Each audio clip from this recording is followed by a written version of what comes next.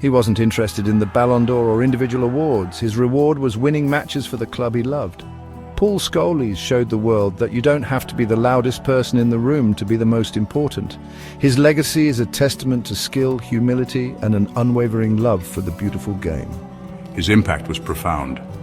Managers, teammates, and even opponents spoke of him with a unique kind of reverence. They saw what the television cameras sometimes missed. They saw the subtle movements, the clever positioning, and the way he dictated the tempo of a game without ever seeming to break a sweat. He joined Manchester United's famous youth academy, a place where dreams were made. It was here that he would meet a group of players who would change the face of English football forever.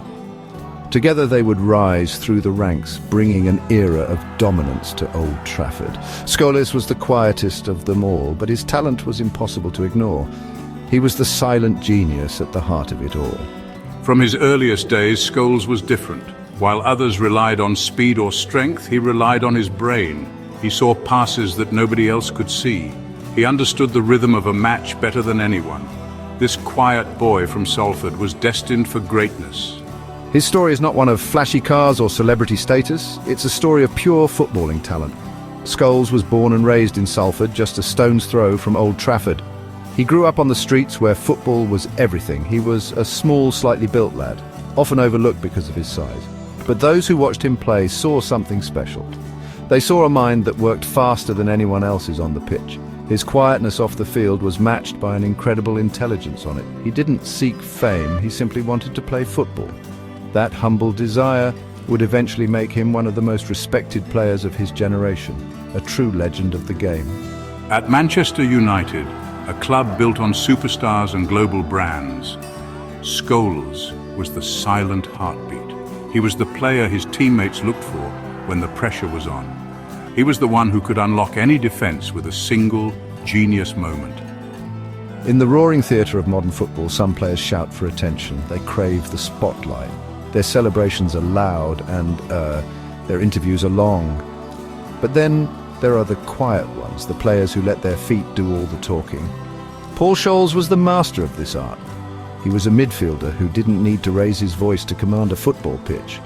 His influence was felt in every pass, every touch, and every perfectly timed strike.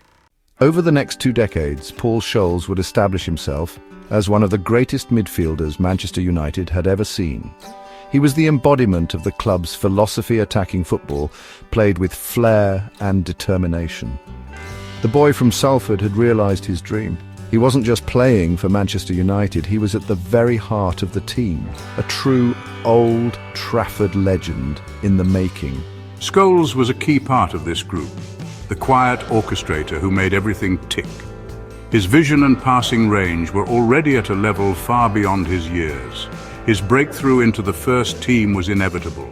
He made his debut in 1994 and immediately made an impact, scoring 2 goals. It was a sign of things to come. The Manchester United Academy was the perfect environment for him. It was a place where technical skill and hard work were valued above all else. Scholes thrived. He was surrounded by other exceptionally gifted young players, including David Beckham, Ryan Giggs, Nicky Butt, and the Neville brothers. This group would soon become famous as the class of '92.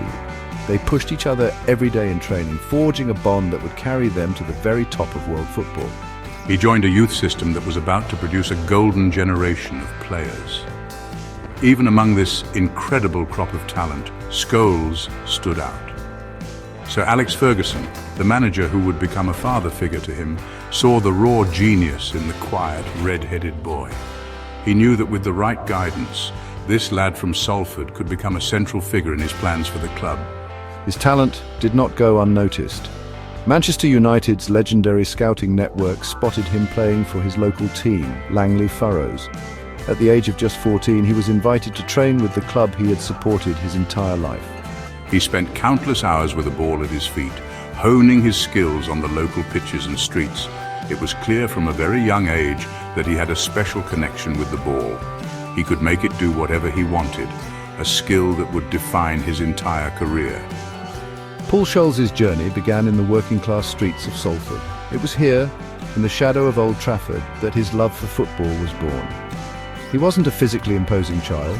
He was small, and he suffered from asthma, which could have ended his career before it even started. But what he lacked in physical stature, he more than made up for in technical brilliance and footballing intelligence. He controlled matches in a quiet, unassuming way. He didn't need to bark orders or make dramatic gestures. His influence was more subtle.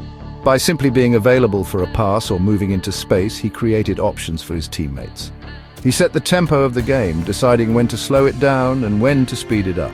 Opponents found him incredibly difficult to play against. They couldn't get close enough to tackle him because his first touch was so good. He was the engine room of Sir Alex Ferguson's great United teams, the silent genius who made everything work. And then there were the goals. Scholes had an uncanny ability to arrive in the box at just the right moment.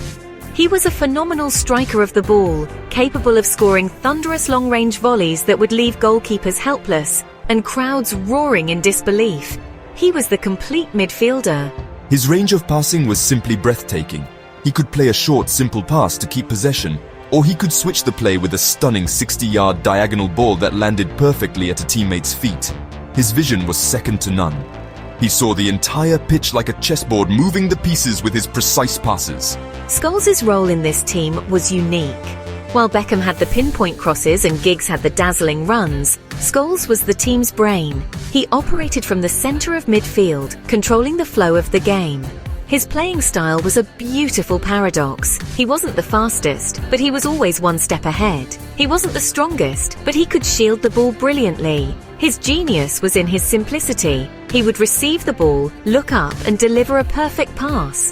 It sounds easy, but doing it consistently at the highest level is a mark of true greatness. He made the difficult look effortless. Paul Scholes, alongside his friends, formed the core of a Manchester United side that would dominate English football for nearly 2 decades. They brought a new energy, a hunger to win, and a deep understanding of the club's values. They were homegrown heroes who played with passion and pride. The class of '92 was more than just a group of talented youngsters. They were the foundation of a footballing dynasty. When Sir Alex Ferguson brought them into the first team, many experts were critical. "You can't win anything with kids," pundit Alan Hansen famously said. But Ferguson trusted them, and they repaid his faith spectacularly. He stayed for another full season, finally retiring for good after winning his 11th Premier League title. He brought calm, control, and quality back to the midfield, helping United push for the title until the very last day of the season. His return galvanized the team. He came off the bench against Manchester City, looking like he had never been away. Sir Alex Ferguson called his old player, and Scholes answered. Manchester United were struggling with injuries in midfield and were in a tight title race. 6 months after retiring from football altogether, he made a sensational comeback. Years later, in January 2012, Scholes delivered another shock, but this time it was a welcome one for United fans. His loyalty was to Manchester United, the club that understood him and allowed him to be the player he was meant to be. He had made up his mind. Future England managers, including Steve McLaren and Fabio Capello, would later try to persuade him to return. But Scholes stood by his decision. Many felt he was still the country's best and most creative midfielder. It was a huge blow for England. He wanted to focus on his club career and spend more time with his family. He announced his retirement from international football. In 2004, at the age of just 29, Paul Scholes made a shocking decision. He felt that his best qualities were not being utilized, and the team was not benefiting from his true strengths. The joy and freedom he played with at Manchester United were missing when he wore the Three Lions shirt. He did his job for the team without complaint, as was his nature. But it was clear he wasn't enjoying his football as much. For a player whose greatest asset was his footballing brain and vision, it was a waste of his unique talents. It meant he was often on the periphery of the action, unable to dictate the play from the middle of the park. Playing on the left wing was not his natural game.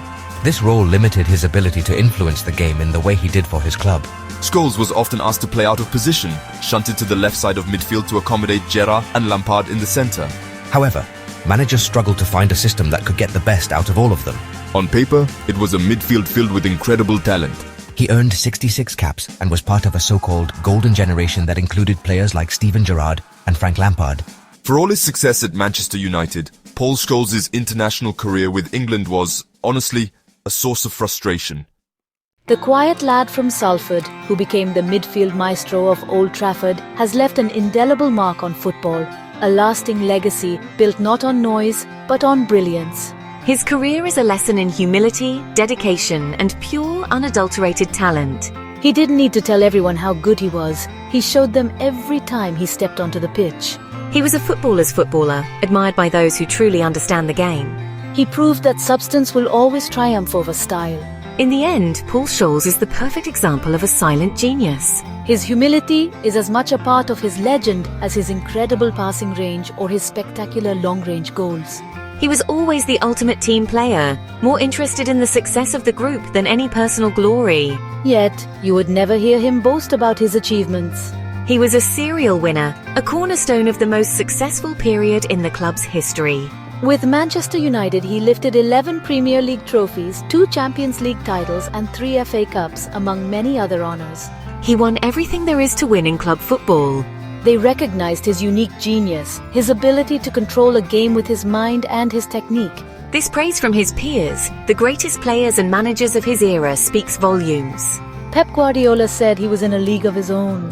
Xavi Hernandez, the master passer of his own generation, said Scholes was a role model and the best central midfielder I've seen in the last 15-20 years. Zinedine Zidane called him his toughest opponent and the complete footballer.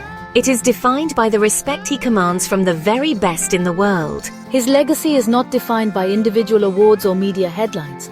He remains a private, family-oriented man, the same humble person he was when he first walked into Manchester United's training ground as a teenager. He has never been one for the limelight, and his life after football totally reflects that.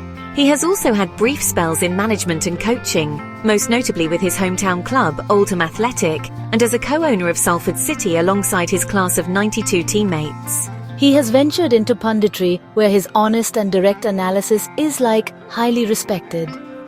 After finally hanging up his boots for the second time in 2013, Paul Scholes has, remained close to the game he loves.